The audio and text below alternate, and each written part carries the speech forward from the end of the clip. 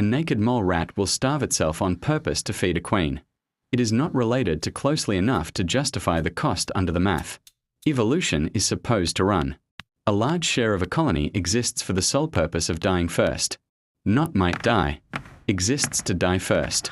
Most people assume evolution only rewards selfishness. Every gene is supposed to be running one calculation. Survive, reproduce, repeat. Anything that does not serve the calculation should get edited out within a few generations. That is the theory. The animals in this video are the exceptions the theory cannot fully explain away. Start with the mole rats. A naked mole rat colony is built almost entirely around a single breeding queen. The rest of the colony, sometimes more than 100 individuals, will never reproduce. Not occasionally. Never. They dig. They forage. They guard tunnels against snakes. When food runs short, the lowest ranked workers eat last. Some studies have documented workers losing significant body mass during shortages, while the queen's intake stays protected. The math here should not work. An animal that gives up its own reproduction for a queen it is only distantly related to should be a genetic dead end. Its line should vanish. Instead, this arrangement has persisted for millions of years. The explanation scientists settled on is called kin selection. It was formalized by William Hamilton in 1964.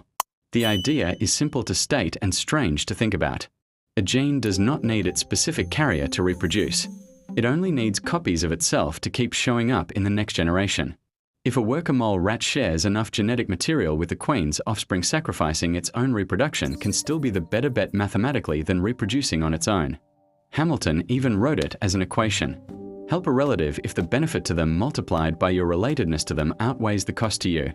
It is not altruism in the way we use the word. It is accounting. Cold, specific, and indifferent to how it feels from the inside. But the mole rats are not even the strongest case. Here is where it gets harder to explain cleanly. Honeybee workers are almost all female, almost all sterile, and almost all destined to die without ever reproducing. When a hive is threatened, a worker bee will sting the intruder. The act kills her. The stinger is barbed. It tears free from her body along with part of her abdomen. She does not recover. She was not going to reproduce regardless. But she also was not required to die that day. The sting is a response the body is wired to make instantly. There is no visible calculation happening in the moment. Hamilton's math explains why the wiring exists. It does not explain why in that exact second with that exact bee the wiring fires. Here is where it stops being abstract. Certain termite species have soldiers that do something even stranger. When the nest is breached, they rupture specialized glands. A sticky toxic secretion pours out. The breach is sealed. The intruder is stopped. The soldier dies. Scientists call this autophasis. Self-rupture. The soldier does not fight to survive the encounter. It fights to end it, including itself. There is no retreat option built in. The behavior exists because generation after generation colonies with soldiers willing to do this survived longer than colonies without them. The individual termite never got a vote. It inherited a switch. Under the right conditions, that switch flips towards self-destruction as efficiently as it flips towards self-preservation in almost every other animal on Earth.